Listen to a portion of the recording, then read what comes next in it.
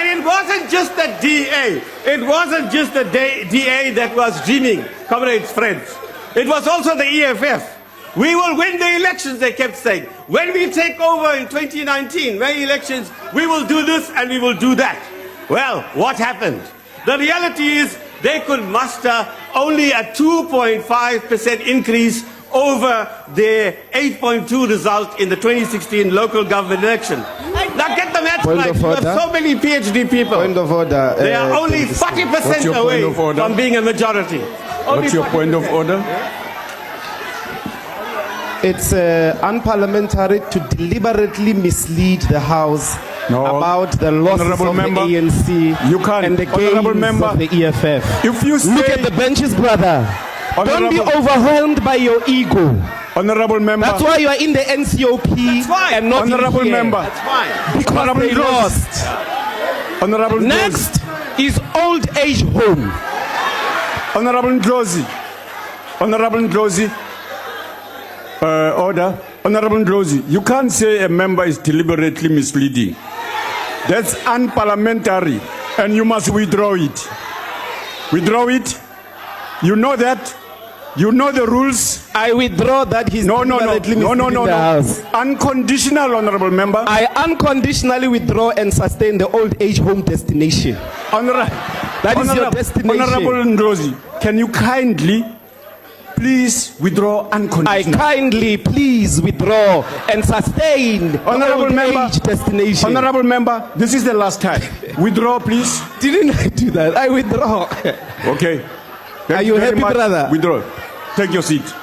Well, go ahead, honorable member. Yeah, it's not an attack on me, it's an attack on the IEC. These are their results, right? So, if the DA dreams about the free market, the EFF dreams about an all-powerful Father Christmas state that will deliver everything and anything to everybody overnight.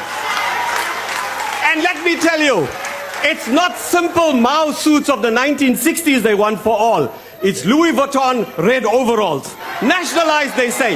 Nationalize, and hey presto, everything gets solved. Now, this is idealism of the worst sort. The EFF claims to be Marxist. Where is the historical materialism? No assessment of the historical juncture, of the concrete economic and political terrain, of the domestic and global forces, balance of forces, of the strength of the state, of the readiness of the working class and its allies for socialism. And where exactly is the EFF socialist struggle working class base? Where's the trade union movement? Where's the workers? Where in the world? When did Lenin and Marx say it is the youth that will be the revolutionary motive force for socialism? Not Lenin, not Marx, and not the other great hero. The great Franz Fanon never said that.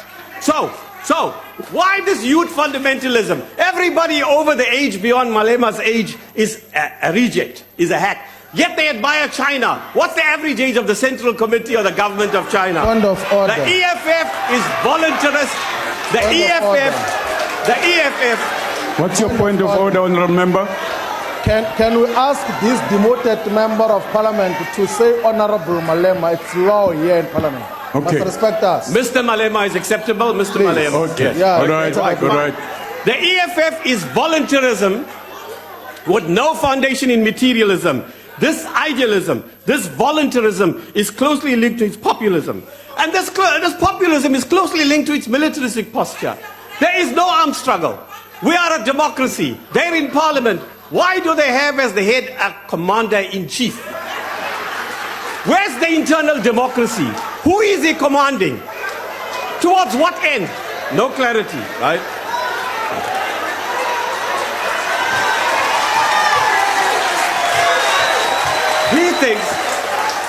He thinks Order, members. He was too young to be in the armed struggle rightly. I have no doubt he would have taken part. But he thinks that if you fire a rifle in the air at the EFF rally, that makes you a soldier. Now, and the EFF, let me tell you, is all tactics and no strategy. Normally, your tactics, as we all know and he knows, he comes from the national democratic tradition, Comrade Malema. Why is it that you don't accept this, please? You see, you have a strategy overall and you subordinate your tactics to it. No. The EF is tactical. Everything is tactical. So they swing from one extreme to the other. Identity crisis. So one day they're opposing the public protector. Next day they're supporting the public protector. We don't know what's going on. One day they're opposing state corruption. or state capture, as we call it. Next, they're defending the perpetrators of that corruption. One day they're supporting. For example, let me ask you, can you respond, Mr. Shivambu, when you speak?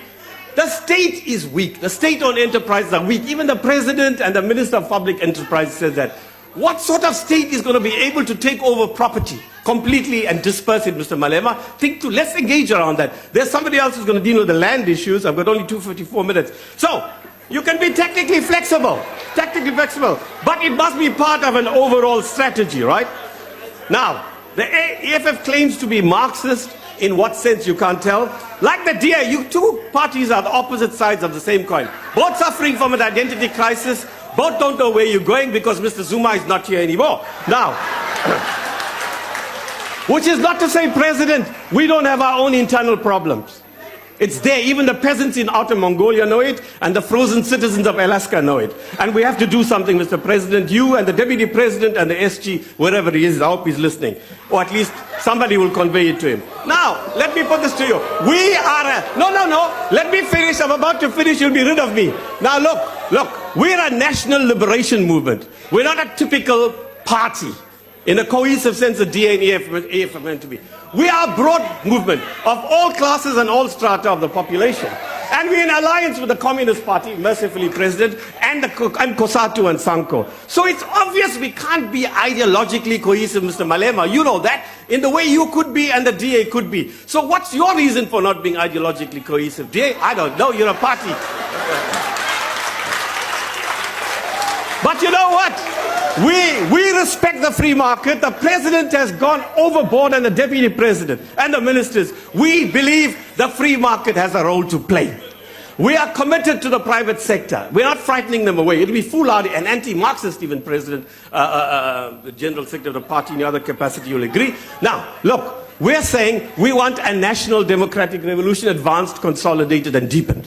We want a national democratic society in which there's both the market and the state. That's why we reject some of what they say. Certainly everything they say and some of what they say. The market and the state, right? That's what we want, a cooperative relationship between them. And we are saying we can't do it on our own as the ANC. We need all of you, despite our differences, despite what I've said here, because I was provoked by Ms. Chirwa more than Mr. Malema. Mr. Malema, by the way, no, Mr. Malema, I was going to be very conciliatory, Mr. Malema, because I saw you on TV, and obviously I Googled you because I had to do the sweeping. You are very much more temperate today than you were in the media. But I can see now you put Ms. Chirwa to do the work, right? Now, as I know it, Mr. Malema, Mr. Shivambu, you're the chief whip of your party. As I know it, when I came in '94, a maiden speech, you don't interrupt, but in return, the maiden speaker... Order, Deputy Speaker. I've only got 13 seconds. Order. No, he must stop undermining women. No. Honorable Chirwa is capable of speaking in this Honorable parliament. member, what's your point of order? You must never undermine women, Chief. Please. Honorable member. Honorable Chirwa is better than you. That's why you got demoted. Honorable member. You got demoted by your own party. Honorable member, stop take that, your seat. Chief. Please. Honorable member. That's why you ran away from SSCP. Honorable member. I ran away from it. I remain a member of the Politburo. What's your problem? But you know you're not right. I mean, that's an outrageous thing to say. What I am saying is this. If you do a maiden speech, as I understand it, Deputy Speaker, you have to be temperate and you don't criticize too much in your first speech. Now, she did that, which is what was provoked. Honorable Currim. Thank you very much. Your time has expired.